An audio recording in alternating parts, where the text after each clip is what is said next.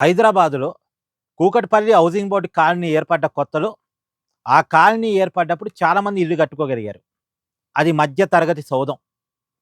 ఇప్పుడు రేవంత్ రెడ్డి గారు అదే కూకట్పల్లిలో నిన్న ఇందిరమ్మ ఇల్లు కట్టిస్తానని జెప్పారు. మొత్తం హైదరాబాద్‌లో 1,00,000 ఇందిరమ్మ ఇల్లు కట్టిస్తా అన్నారు. నిజంగా గనక రేవంత్ రెడ్డి గారు ఆ పని జేస్తే, హైదరాబాదులో రెంట్‌కి నివాసం ఉండేటువంటి ప్రజలు ఆయనకి రుణపడి ఉంటారు. అది రేవంత్ రెడ్డి గారికి కూడా పొలిటికల్‌గా చాలా ప్లస్ అవుద్ది. నిజానికి చాలామంది చెప్పొచ్చు. ఎన్నికల కోసం చెప్పాడు. జీహెచ్ఎంసీ ఎన్నికలున్నాయి కాబట్టి ఈ మాట చెప్పాడు అనొచ్చు గాక. సరే రాజకీయ పార్టీలు రాజకీయ లెక్కలేసుకొనే, రాజకీయ లాభాలు జూసుకొనే పథకాలు పెడతా ఉంటాయి. గతంలో గూడా ఈటెల రాజేందర్ గారి అసెంబ్లీ స్థానానికి ఎన్నిక జరుగుతున్నప్పుడు కేసీఆర్ గారు దళిత బంధు ప్రకటించారుగా.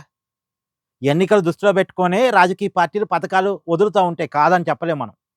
రాజకీయ పార్టీలు రాజకీయ లాభాలు జూసుకుంటే. సరే రాజకీయ లాభాలతో ప్రకటించినా సరే రేవంత్ రెడ్డి గారు చేసిన ప్రకటన చాలా మంచిది.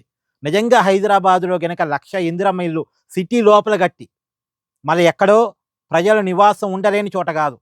ప్రజలు నివాసం ఉండగలిగే హైదరాబాద్ సిటీలో అపార్ట్‌మెంట్‌గా కట్టి, ఎందుకంటే ఇండిపెండెంట్ హౌజులు కట్టడం సాధ్యం కాదు హైదరాబాద్‌లో.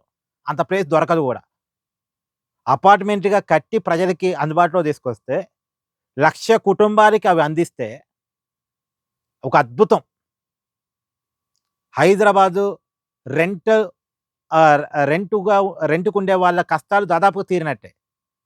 హైదరాబాద్‌లో సగటు జీవండి 20,000, 30,000 సంపాదన కోసం ఉద్యోగాలు చేసేవాళ్ళు సగం డబ్బు రెంట్‌కే పెడుతున్నారు.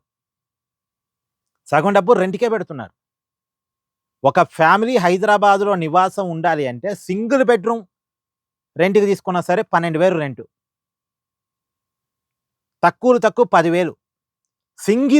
సింగిల్ బెడ్‌రూమ్ కాదు. సింగిల్ రూమ్ హైదరాబాద్‌లో 7,000, 8,000 రెంట్‌కిస్తే. అంటే ఆ పరిస్థితిలో హైదరాబాద్ రేట్లున్నాయి. కాబట్టి ఒక 20,000, 30,000 సంపాదించేవాడు తను సగం సంపాదన రెంట్ కోసమే పెట్టాల్సొచ్చిద్ది. సగానికి పైగా కూడా. కాబట్టి నిజానికి ఇందిరమ్మ ఇల్లు కట్టించి పేదవాళ్ళకి, మధ్య తరగతి వాళ్ళకి ఇవ్వగలిగితే చాలామంది కష్టాలు తీరిపోయినట్టే లెక్క. దాదాపు ప్రతి నెల ప్రతి ఒక్కళ్ళకి ఒక 10,000-15,000 ఈజీగా డబ్బులు ఆదా అయిపోయినట్టే లెక్క. రెంట్ కట్టేది ఉండదుగా. 15,000 ఆదా అయిపోయినట్టే లెక్క. ఒక పెద్ద బెనిఫిట్.